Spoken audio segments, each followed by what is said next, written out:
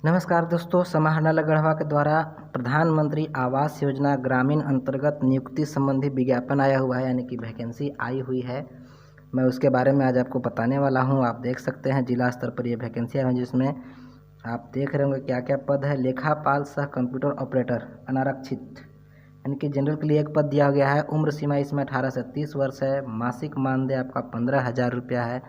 और शैक्षणिक योग्यता आपको मान्यता प्राप्त बोर्ड विश्वविद्यालय संस्थान से वाणिज्य यानी कि कॉमर्स विषय में इंटरमीडिएट उत्तीर्ण होना चाहिए। हम diploma in computer application DCA यानी कि DCA जो भी आपके पास कंप्यूटर सर्टिफिकेट होगा वो चाहिए होगा। साथ ही डिप्लोमा इन IT सर्टिफिकेट, ये इसमें से कोई एक होना चाहिए। साथ ही 1 वर्ष का कार्यानुभव तथा हिंदी और अंग्रेजी टाइपिंग का होना भी अनिवार्य है। अगर टाइपिंग नहीं आती है तो भी आपको नहीं लिया जाएगा और आपको अनुभव भी होना चाहिए।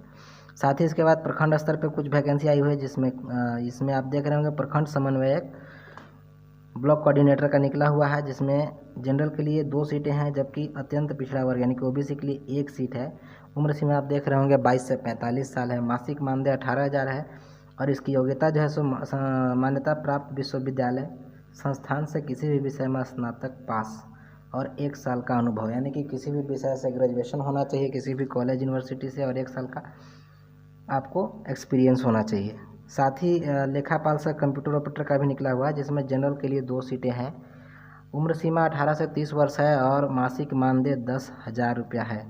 मान्यता प्राप्त बोर्ड विश्वविद्यालय से वाणिज्य कॉमर्स में इंटरमीडिएट और कुछ कंप्यूटर का DCA सर्टिफिकेट होना चाहिए।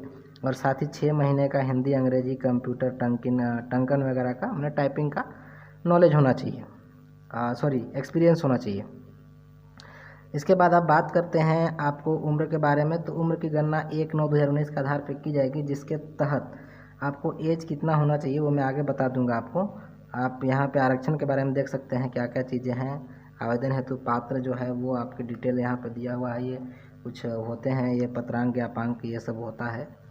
आप देख रहे होंगे नियुक्ति प्रक्रिया। नियुक्ति शैक्षणिक योग्यता यानी कि अनुभव एवं दक्षता जांच के अंकों के कुल प्राप्तांकों के आधार पे हो गया। मतलब जितना ज़्यादा नंबर उतने ज़्यादा अंक मिलेंगे आपको, उसके आधार पे आपका सिलेक्शन होगा। ये बहुत ही इम्पोर्टेंट पॉइंट है, आप इसको देख लीजिएगा। बहुत लोग इसको नहीं समझ पाते हैं क्या बात है, क्योंकि मार्क्स के आधार पे आपको पहले तो चयन किया जाएगा, तो वो आपको कह दे रहा है यहीं पे, यानी कि उससे आपका मेरिट बनेगा। उसके बाद मेधा सूची आप देख रहे होंगे। मेधा सूची कैसे बनाई जाएगी, ये मेधा सूची के बारे में दिया गया है। देखिए, सभी पदों के लिए खुला विज्ञापन के माध्यम से आवेदन पत्र आमंत्रित किए जाएंगे।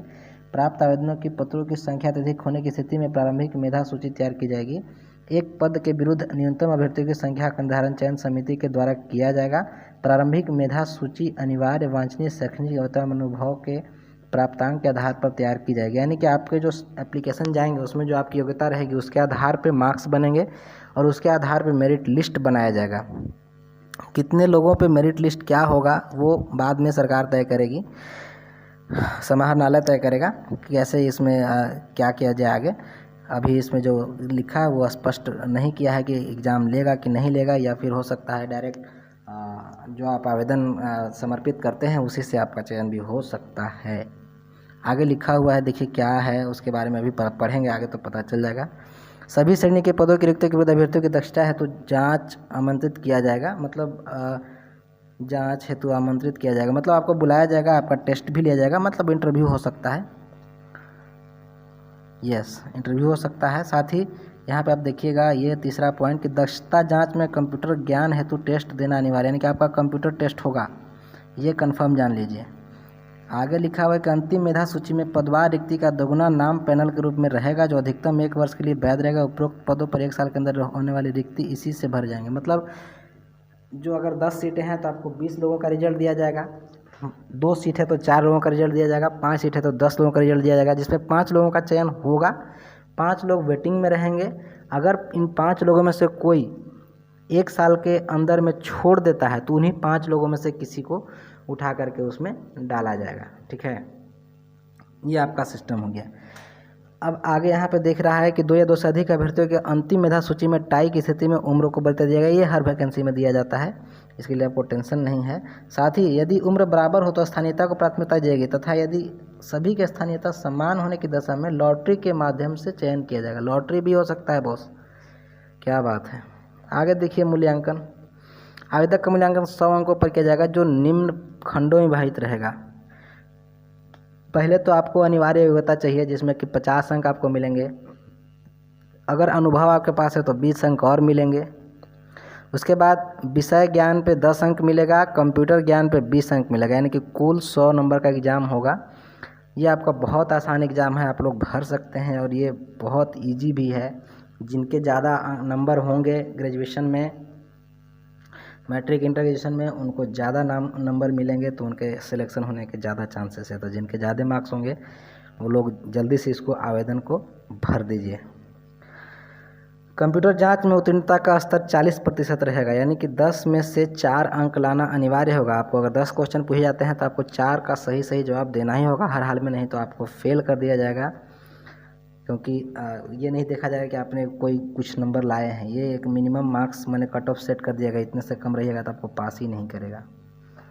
उसके बाद आगे आप देख रहे होंगे कि यहाँ पे ये इम्पोर्टेंट बात है जिसमें लिखा हुआ है कि 100 अंकों में से सामान्य श्रेणी के उम्मीदवारों को न्यूनतम 50 अंक लाना होगा और ST SC के लिए 40 और OBC के लिए 45। ये तो बहुत ईजी है क्योंकि जब लिख रहा है कि अनिवार्य शैक्षणिक योग्यता 50 है तो क्लियर है कि भाई वो तो आ ही जाएगा, इसलिए उसके लिए आप टेंशन मत लीजिए।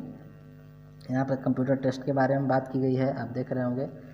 उसके बाद ये सेवा की शर्तें वगैरह जो महत्वपूर्ण बातें हैं मैं आपको बता दे रहा हूँ इसमें। और आवेदन समर्पित करने की प्रक्रिया देखिए। इच्छुक आवेदक, यहाँ जो डेट है आप देख रहे होंगे 19/6/2020 से 29/6/2020 तक आप इसको अप्लाई कर सकते हैं। कैसे? तो भाई इसका विभागीय पोर्टल है apply.rdd.jharkhand.gov.in पे, यहाँ से जा कर के आप अप्लाई कर सकते हैं। गढ़वा nic.in के माध्यम से भी आप जा कर के वहाँ से देख सकते हैं, वहाँ पे निकला हुआ है ये। आगे इसके बारे में जो महत्वपूर्ण बात है वो मैं आपको बता दूँ। सारे डॉक्यूमेंट्स आपके जितने भी शैक्षणिक प्रमाण पत्र हैं वो सारे अपलोड किए जाएंगे और फ़ोटो वगैरह सब सही अपलोड कीजिएगा, नहीं तो बाद में दिक्कत हो सकता है। धुंधला नहीं कीजिएगा बॉस, बहुत दिक्कत हो सकता है। इसके बाद जो एक महत्वपूर्ण बात थी वो मैं आपको इसमें बताना भूल गया, वो मैं आपको बता देता हूँ। वो ये है, कहाँ गया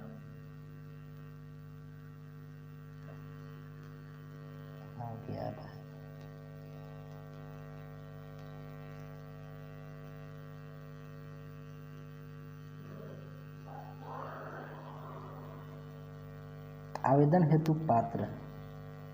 यहाँ देखिए आवेदन हेतु पात्र कार्मिक प्रशासनिक सुधार एवं राजभाषा विभाग के संकल्प ज्ञापांक 3854 दिनांक 1/6/2018 एवं ग्रामीण विकास विभाग पत्रांक इतना के आलोक में गढ़वा जिला के स्थानीय निवासी ही आवेदन के पात्र होंगे। तो आप समझ रहे होंगे कि ये सिर्फ गढ़वा के लोगों के लिए है। बस मेरा अंतिम यही आपको बताना ज़रूरी था और आपसे बस यही आग्रह करूंगा कि अगर आप मेरे चैनल पर नए हैं तो चैनल को सब्सक्राइब ज़रूर कर दीजिएगा। आगे भी ऐसी नोटिफिकेशन मिलती रहे आपको, इसलिए नोटिफिकेशन भी ऑन कर दीजिएगा और वीडियो को लाइक और शेयर भी करिएगा। Thank you. हाँ, एक बात और, अगर आपको ये फॉर्म अप्लाई करने में कोई दिक्कत होगी तो आप बताइएगा, मैं आपको इसकी फॉर्म अप्लाई कैसे करते हैं उस पर भी वीडियो बना करके डाल दूँगा। ठीक है, थैंक यू।